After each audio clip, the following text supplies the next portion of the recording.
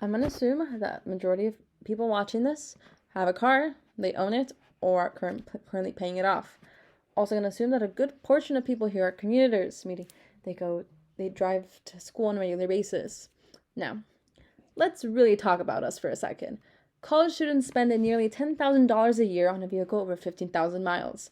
This may include insurance, repairs, fuel, maintenance, licensing, all according to a study done by AAA. Now, there is something here that we're not seeing. In the car market as of right now, there is a huge demand, and these prices are only going to skyrocket from where they are now. There's not going to be some God-saving plethora of cars coming out of nowhere. That's not how it's going to work. But as this demand and cost goes up, this it's going to cause more damage to us as people, in our societies, communities, and our environment. And I propose that the United States begins to move off of car dependency and takes after our neighboring nation, no, not neighboring, but our friendly nations in Europe or other countries. My first reasoning for this is carbon emissions. Carbon emissions, terrible. So recent studies published by Ian Tissot noted that in the past 30 years, there's been an average of almost 700 million metric tons of carbon dioxide produced from passenger cars alone in the US, meaning that a car can average around 6 to 9 metric tons of greenhouse gases a year. That's like the weight of a cruise ship. That's really heavy. That's like 6 times the weight of your car in 1 year. Insane. Now, these emissions affect us as a population. In a 2007 study done by Keck School of Medicine, they found that children who live near 500 meters of a major motorway, such as a pike or highway or a congested street, had substantial deficits in lung function by the age of 18, meaning that they might have tissue scarring in their lungs, they may have asthma, they may have tumors, cancers. It's all probable as you inhale these gases, and they're not meant to be inhaled, they're supposed to be exhaled.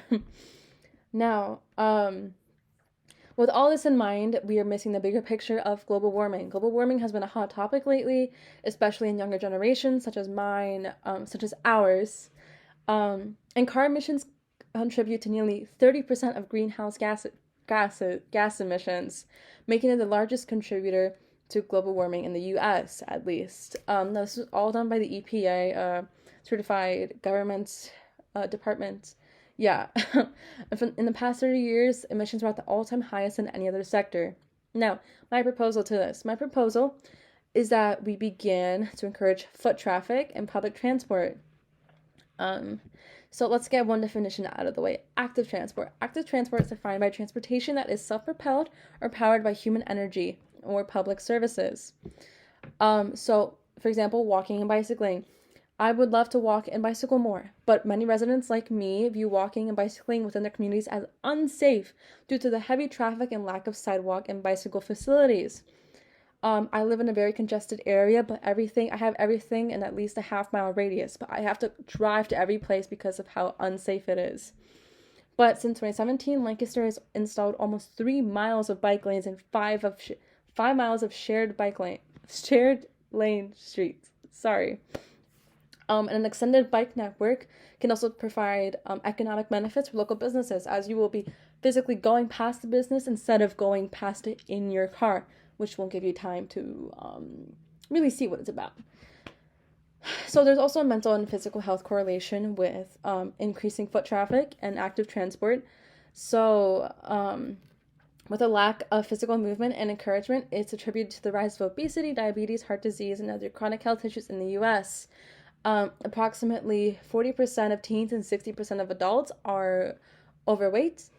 And these numbers can be attributed to a very unhealthy lifestyle and not moving enough to places.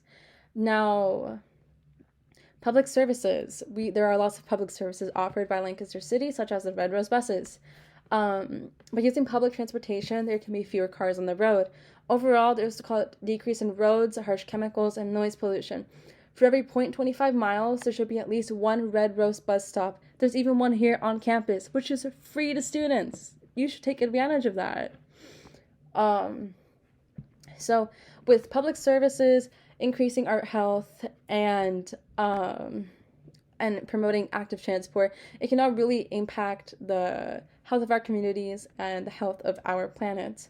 So by attacking the primary source of carbon emissions in the US, there will be a greater impact on our planet's future.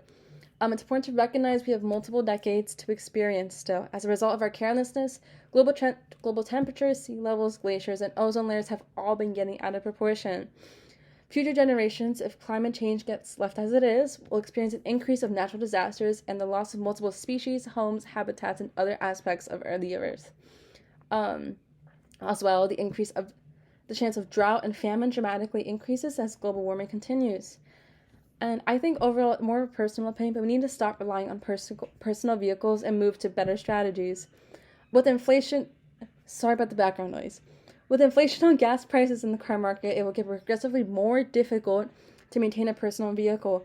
By making the switch to active transport and public services, you'll be doing yourself a favor and the environment an even bigger favor, saving money and saving our futures. Thank you.